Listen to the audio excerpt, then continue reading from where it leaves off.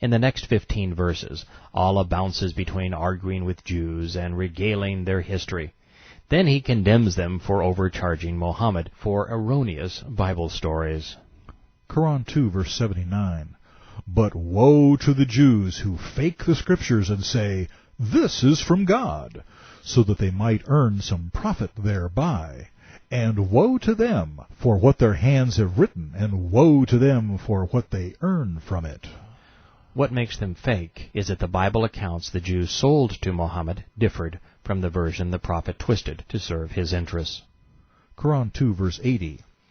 Yet they, the Jews, say, "Fire will not touch us for more than a few days," but they are enclosed in error and are the inmates of hell.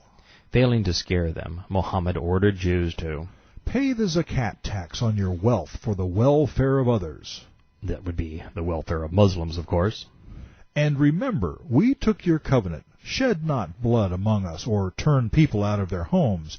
You promised and bear witness, but you kill one another, call people guilty, and use oppression.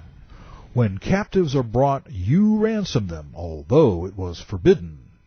The Yathrib Jews did none of these things. The Muslims did them all. They shed blood, murdering thousands. They forced thousands more from their homes. Their God condemned men, and their prophet founded the most oppressive regime ever conceived. During the month these situational scriptures were contrived, Muhammad personally took captives and ransomed them. Even if you don't see Muhammad as the Meccans and the Jews saw him, as an insane, demon-possessed liar, forging scriptures for his own selfish gain, it's hard to miss the fact that he was a total hypocrite. It's amazing how much difference a year and a few miles can make. In the last Meccan surah, Allah was congratulating the Jews for testifying to the truth of his Koran. Now they're going to roast in hell for not swallowing it whole. Koran 2, verse 85. Do you, Jews, believe a part of the book and reject a part? There is no reward for them who so act, but disgrace in the world, and on the day of doom, the severest of punishment, their torment will never decrease. The more one is exposed to Muhammad's poisonous brew, the worse it tastes. As we move on, Yeshua is brought back into the fray, and we're told that the Gospels and Torah are divinely inspired. But then we learn that Allah has cursed Christians and Jews for their disbelief. Allah's anti-Christian, anti-Jew diatribe continues for 50 verses. The same Allah who refers to himself as we and our claims that Yeshua cannot be his son because he is one. Allah's racist rant includes the 20th rendition of Koran 2, verse 89. The Koran book was sent down to them, the Jews, by Allah, verifying and confirming what had been revealed to them already, the Torah and Gospels. They used to pray for victory over the unbelievers, and even though they recognized it when it came to them, they renounced it. The curse of Allah be on them who deny. By slipping out of first person to curse the Jews, Muhammad has lifted the veil and shown us who is really behind the curtain. We are 3/4 of the way through the Koran, and yet this is the first time Gabriel, the messenger's messenger, is named. Koran 2, verse 97. Say, Muhammad, whoever is an enemy to Gabriel, for he brings it down to your heart by Allah's leave, a confirmation of what was revealed before, and guidance and glad tidings for those who believe. Whoever is an enemy to Allah, his angels, his messengers, to Gabriel and Michael, lo, Allah himself is an enemy of the disbelievers. The spirit who terrorized Muhammad in the cave is now given a name, and wouldn't you know it, his name is from the Bible too. Allah seems to have a very limited imagination and a limited range of emotions. The moment we meet the heavenly caste, they are off to war, condemning their enemies for rejecting their doctrine of submission. Every word of this reeks of Satan, the real enemy of the Jews. Koran 2, verse 99.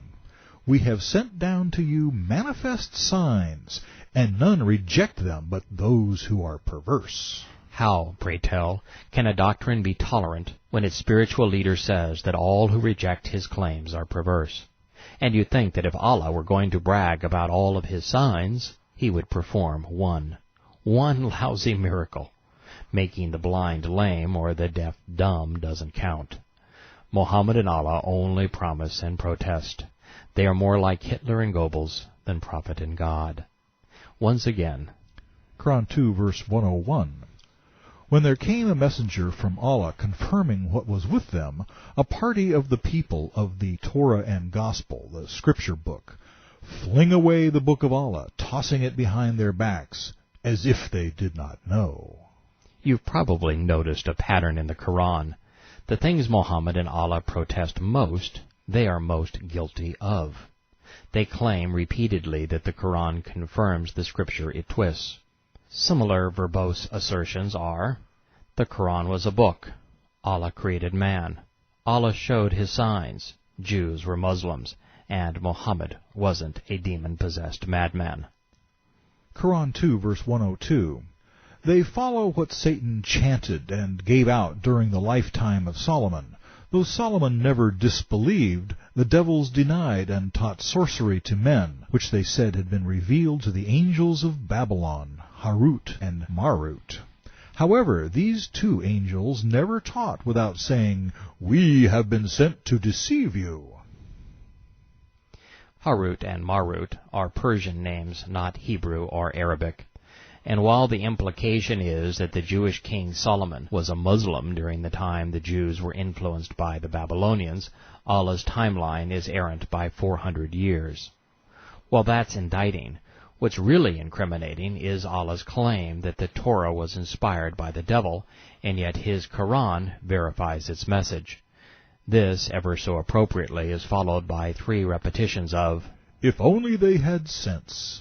Now that the Jews had been properly chastised, it was time to get down to business. Muhammad had a tenuous grip on his fledgling community, and that just wouldn't do.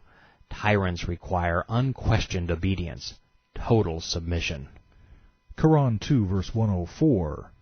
You of the Islamic faith, say not to the prophet words of ambiguous report like, "Listen to us," but words of respect, and obey him. To those who don't submit, there is a grievous punishment.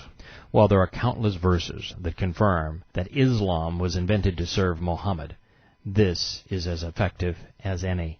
The order was to respect and obey him. That would be Muhammad. This brings us to one of the Quran's biggest problems, Allah's contradictions.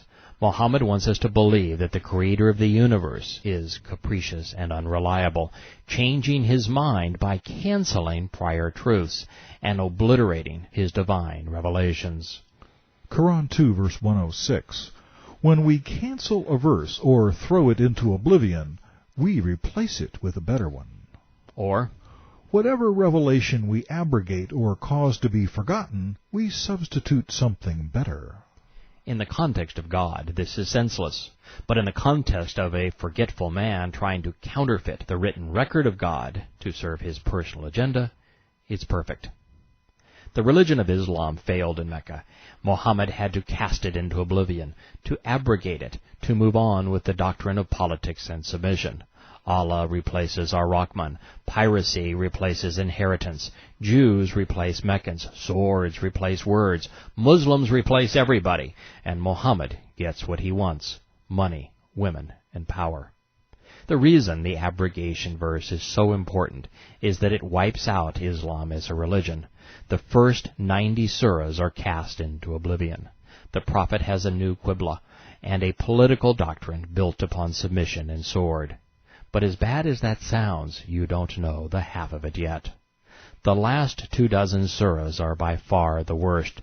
They contain some of the most immoral, hateful, violent, intolerant words ever spoken by man.